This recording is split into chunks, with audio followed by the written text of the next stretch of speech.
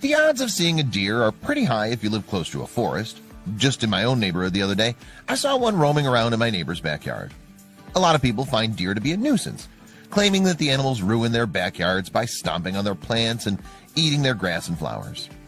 Having said that, I think this story might melt even the coldest of hearts and could potentially make all angry backyard owners rethink their perceptions of deer. Anyone who's watched the movie Bambi knows how adorable a baby deer can be. But what if you were to encounter 3 of them?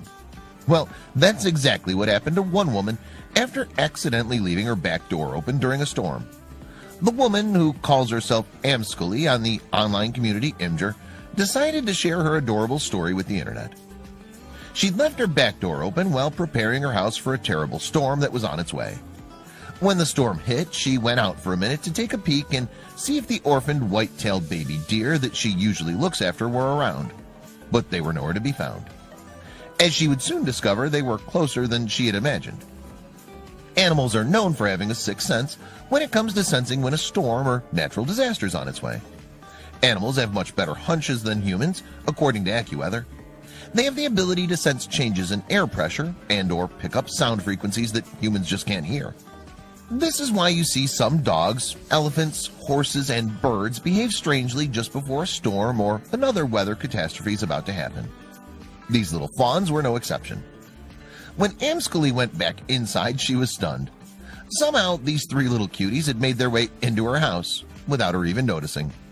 Her back door was half open, which meant they saw an opportunity to seek protection indoors. How smart is that? I raise orphaned wildlife. Recently, the back door was open as a storm was coming. The deer were nowhere to be found, Amscully explains. I went inside, was heading to the front door, only to see them next to an end table in the living room. Told them they could sleep in the house for the night because it was going to be nasty. It's clearly distressing for any pet owner or animal mom to not know where their babies are when it's horrible out. But luckily, these little ones knew exactly what they had to do. A happy ending to a scary situation. And the animals didn't hold back in showing their gratitude, as you can see in this picture here. Whether you're a deer lover or not, I find it hard to imagine anyone would disagree with Amscully when she writes, "How could you ever say no to a face like this?"